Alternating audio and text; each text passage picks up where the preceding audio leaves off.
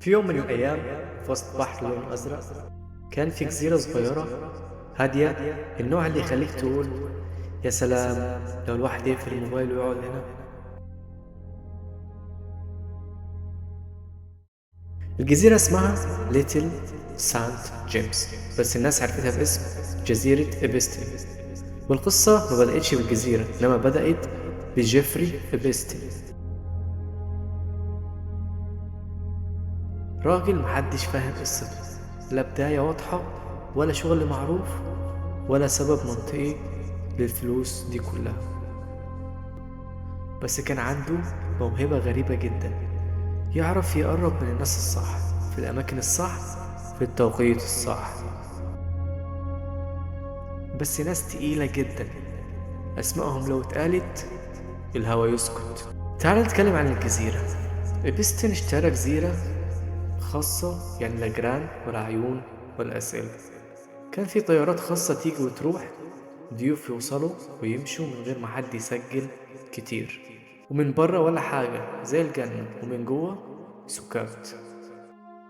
سنين عدت وبعدين الناس بدأت تتكلم عن الجزيرة، شهادات، تحقيقات صحفية، حكايات متشابهة وبتتكرر بنفس التفاصيل، مشاهد مش مكانها مصيف ولا ينفع تتحكي بسهولة. وفجأة الجزيرة كانت ملهاش علاقة بحاجة، بقيت عنوان أخبار يتكلم عنه كل السوشيال ميديا. الموضوع كبر يا صديقي، والقصة بقت أوضح إنه مش شخص واحد، دي طلعت شبكة كبيرة من نفوذ وفلوس وصمت. كل مرة اسم كبير يطلع حاجة تختفي، ملف يتقفل، شاهد يتراجع عن أقواله، والقصة تهدى شوية. وفي سنة 2019 أبستن اتقبض عليه. العالم كله قال أهو كده الحقيقة هتطلع، بس الحقيقة تأخرت شوية. أبستن مات في زنزانته يا صديقي. قالوا ده انتحر، بس الصدفة كانت كتير زيادة عن اللزوم. كاميرات، حراسة، توقيت، كله غلط في نفس اللحظة. السؤال هنا يا صديقي، الجزيرة اتقفلت، إبستن مات، بس الأسئلة لسه عايشة جوانا. ليه؟ لأنه في أسماء اتذكرت بس ما اتحسبتش. وليه؟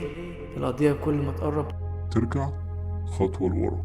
وفي النهاية كالعادة يا صديقي، القصة دي مش عن جزيرة ولا عن راجل، دي عن عالم الفلوس فيه بتتكلم أسرع من الحقيقة، والحقيقة أحيانا بتضيع وسط البحر. وجزيرة أبستن مش مكان، ده تحذير قوي جدا.